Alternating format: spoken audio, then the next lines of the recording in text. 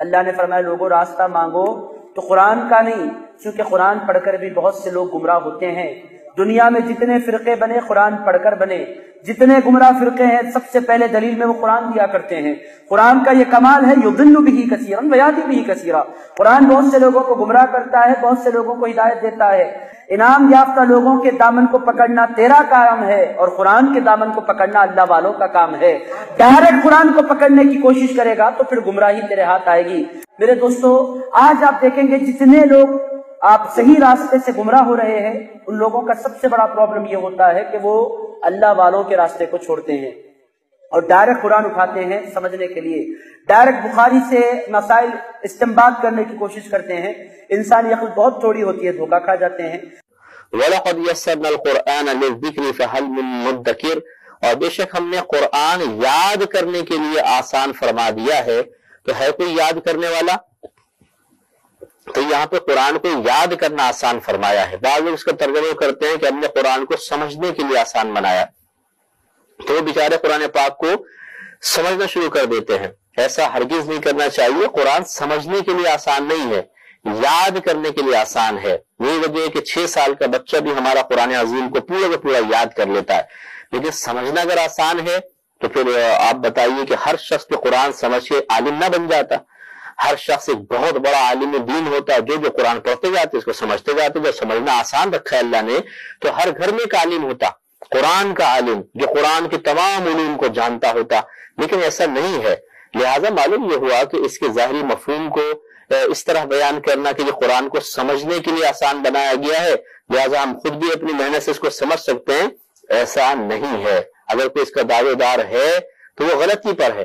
یضل بہ کثیرا ویہدی بہ کثیرا، سورہ بقرہ میں ہے۔ قرآن انسان کو گمراہ بھی کرتا ہے اور قرآن انسان کو گائیڈنس بھی مہیا کرتا ہے۔ یہ قرآن خود کہتا ہے یضل بہ کثیرا ویہدی بہ کثیرا، قرآن انسان کو گمراہ بھی کرتا ہے۔ محمد لقمان کرک سے، میں رمضان المبارک میں قرآن ترجمہ کے ساتھ پڑھنا چاہتا ہوں، آپ رہنمائی فرمائیں کہ کس مترجم کی تلاوت کروں؟ شکریہ۔ بالکل کسی مترجم کی تلاوت آپ نے نہیں کرنی، یہ بات یاد رکھیں۔ عام بندہ جب قرآن کے ترجمے اٹھا کے اس میں غور و خوض شروع کرے گا، یہ گمراہی کا دروازہ کھلے گا۔ میری جان من، قرآن کریم اتنا لاوارث نہیں ہے کہ آپ اس کو بغیر قرآن کے ماہر کے پڑھنا شروع کر دیں۔ ڈاکٹری میڈیکل کی کتاب آپ بغیر ماہر کے نہیں پڑھتے، تو قرآن کریم بغیر ماہر کے آپ کیوں پڑھیں گے؟ ترجمے آپ کے لیے نہیں ہے، یہ طالب علم کے لیے، یہ انڈر کنسٹرکشن عالم کے لیے، جو ابھی زیر تعمیر ہے، یہ اس کی مدد کے لیے۔ آپ کو چاہیے آپ نے ترجمہ پڑھنا ہے تو کسی عالم دین کی زیر نگرانی پڑھیں۔ اس وقت پوری دنیا کے اندر جتنے بھی مسلمان روڈز پہ احتجاج کے لیے نکلے ہوئے ہیں، خواہ وہ غلط طریقے سے احتجاج کر رہے ہیں یا صحیح طریقے سے، ان سب مسلمانوں سے میرا سوال ہے، ایک ہی سوال، کیا اس کتاب قرآن کے ساتھ آپ کی محبت جذباتی محبت ہے، جو ایک ہندو کو بھی اپنی کتاب سے ہے، ایک کرسچن کو بھی اپنی کتاب سے ہے، ایک یہودی کو بھی اپنی کتاب سے ہے، ایک سکھ کو بھی اپنی کتاب سے ہے؟ تو وہ تو تمام ریلیجن کے ماننے والے لوگوں کو اپنی کتابوں کے ساتھ جذباتی محبت ہے۔ اس کے پیچھے کوئی علمی دلیل نہیں ہوتی سوائے اس کے کہ وہ ایسے خاندان میں پیدا ہوئے ہوتے ہیں کہ جن کا ریلیجن وہ ہوتا ہے۔ اگر تو یہ والی محبت ہے تو اس طرح کی محبت تو اللہ تعالیٰ کو نہیں چاہیے۔ اور اگر آپ کی واقعی اس کتاب کے ساتھ علمی محبت ہے، آپ نے پورے ہوش و حواس کے ساتھ اس کو ورڈ آف گاڈ مانتے ہوئے، اللہ کا کلام مانتے ہوئے ایکسیپٹ کیا ہے، اور محمد رسول اللہ صلی اللہ علیہ وآلہ وسلم کو خاتم النبیین مانا ہے، تو پھر آپ کی عقیدت اس دین کے ساتھ، اس کتاب کے ساتھ وہ جذباتی نہیں بلکہ علمی ہونی چاہیے۔ جذباتی محبت تو پھر بھی ختم ہو جاتی ہے، علمی محبت جو آپ نے پورے وثوق کے ساتھ، دلائل کے ساتھ حاصل کی ہوتی ہے نا، وہ کبھی بھی ختم نہیں ہوتی۔ تو میرا تو اپنا پوائنٹ آف ویو یہ ہے کہ مسلمانوں کی اکثریت 99.99% لوگ قرآن حکیم کے ساتھ صرف جذباتی محبت رکھتے ہیں، علمی محبت نہیں رکھتے۔ اب آپ پوچھیں گے کہ اتنی بڑی سٹیٹمنٹ کے پیچھے دلیل کیا ہے؟ تو صرف ایک دلیل، اور وہ یہ ہے کہ کتنے مسلمان ہیں جنہوں نے قرآن کو اپنی نیٹو لینگویج میں ترجمے کے ساتھ پڑھا ہے، یہ جاننے کے لیے کہ میرا رب مجھ سے کیا چاہتا ہے۔ اگر تو یہ علمی محبت ہوتی تو یہ کام کر لیا جاتا۔ آپ کا کوئی دوست بھی فورن ملک سے اپنی لینگویج کے اندر خط لکھے تو آپ 50 بندے ڈھونڈیں گے جو آپ کو ترجمہ کر کے یہ بتائیں کہ وہ آپ سے کیا کہنا چاہ رہا ہے. کتنے ڈالر تو نہیں بھیج دیتے. ہاں یہ بھی ہو سکتا ہے نا کہ ہو سکتا ہے ریمیٹنس میرے لیے بھجوائیں اور مجھے پتہ نہ چل رہا ہو. لیکن قرآن وہ مظلوم کتاب ہے کہ جو دنیا میں سب سے زیادہ پڑھی جاتی ہے، لیکن اس کا تاریک پہلو یہ ہے کہ دنیا میں سب سے زیادہ بغیر سمجھ کے پڑھی جانے والی کتاب اگر کوئی ہے نا تو وہ یہ کتاب ہے. سب سے زیادہ بغیر سمجھ کے.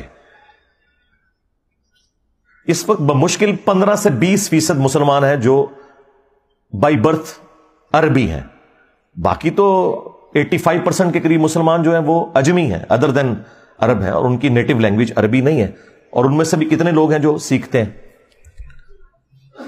تو اگر علمی محبت ہے مسلمانوں کی تو یہ جو پروٹیسٹ ہو رہا ہے یہ اپنی جگہ. سب سے پہلے تو اپنے خلاف پروٹیسٹ کریں نا کہ ہم نے اس کتاب کے ساتھ کیا کیا ہے.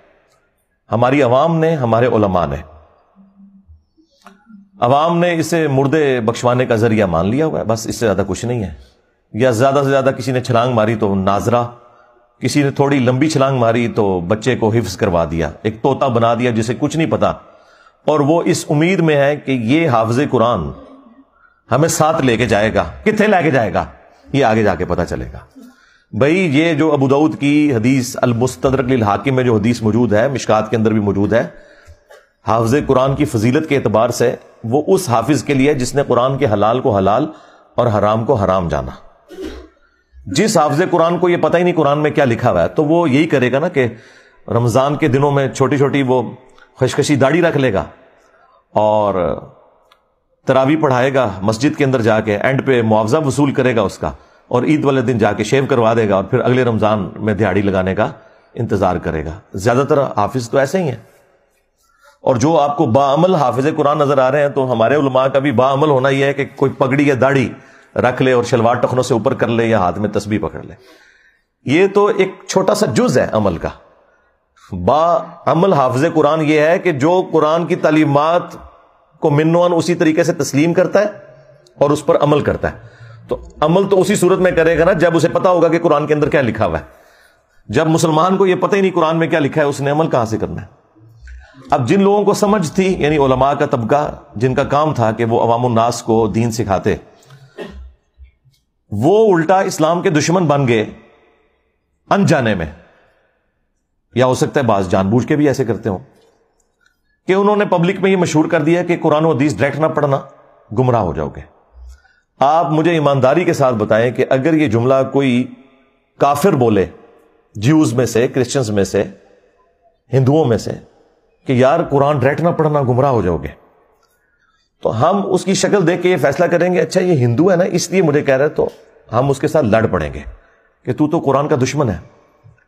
لیکن یہ جو مسلمان نما کافر ہر جمعے کو ممبر پہ چڑھتا ہے اور دنیا میں ملینز آف یہ کفار کے ایجنٹ مولویوں کی شکل میں ممبروں پہ چڑھے ہوئے ہیں اور آپ کو یہ کہتے ہیں قرآن و حدیث ڈائریکٹ نہیں پڑھنا، آپ گمراہ ہو جاؤ گے، اس پہ تو آپ سبحان اللہ کہہ رہے ہوتے ہیں. اس پہ تو میں نے آواز بلند کی ہے نا ان کے خلاف. باقی تو سارے گونگے شیطان ہی بنے رہے ہیں کہ دبے الفاظ میں بات کرتے ہیں. جی علماء سے جا کے سیکھیں. علماء نے تو خود قرآن نہیں سیکھا. اور پھر مجھے نہیں سمجھ آتی کہ یہ پبلک کے اندر انہوں نے کیوں مشہور کر دیا ہے کہ جی قرآن ڈائریکٹ نہیں پڑھنا. بھئی قرآن کوئی بھی ڈائریکٹ نہیں پڑھتا. آج تک کسی نے قرآن ڈائریکٹ نہیں پڑھا. ایک مسلمان اردو لنگوسٹک والا جب احمد بریلوی صاحب کا ترجمہ پڑھتا ہے تو وہ قرآن ڈائریکٹ کہاں سے پڑھ رہا ہے؟ وہ تو احمد بریلوی صاحب سے قرآن پڑھ رہا ہے. اگر کوئی ڈائریکٹ اشرف علی تھانوی صاحب کا ترجمہ پڑھتا ہے تو وہ قرآن ڈائریکٹ کہاں سے پڑھ رہا ہے؟ وہ تو اشرف علی تھانوی صاحب سے قرآن پڑھ رہا ہے. اب کیا دنیا میں کوئی بریلوی یہ جرت کرے گا کہ میں اعلیٰ حضرت احمد بریلوی سے بہتر قرآن کا ترجمہ کر سکتا ہوں؟ کوئی زندہ یا مردہ عالم دین جو بریلوی مکتب سے تعلق رکھتا ہو یہ کلیم کر سکتا ہے کہ میں قرآن کو احمد بریلوی سے بہتر ٹرانسلیٹ کر سکتا ہوں؟ نیور. یا کوئی دیوبندی زندہ یا مردہ یہ کلیم کرے کہ میں اشرف تھانوی صاحب سے بہتر ترجمہ کر سکتا ہوں؟ یا کوئی اہل حدیث کہے کہ میں جونا گڑی سے بہتر ترجمہ کر سکتا ہوں؟ یا کوئی اہل تشیع میں سے کہ جی میں سید فرمان علی شاہ سے بہتر ترجمہ کر سکتا ہوں؟ تو جب ہم لوگوں کو یہ ریفر کرتے ہیں کہ آپ اپنے اپنے مکاتب فکر کے علماء کے ترجمے پڑھیں تو ہم انہی علماء سے آپ کو پڑھا رہے ہوتے ہیں. یہ جو انہوں نے ڈھکوسلا مچایا نا کہ ڈائریکٹ نہیں پڑھنا گمراہ ہو جائیں گے، انہیں کہ ہم ڈائریکٹ پڑھ ہی نہیں رہے. ہم تو پڑھ رہے ہیں آپ کے بڑوں سے.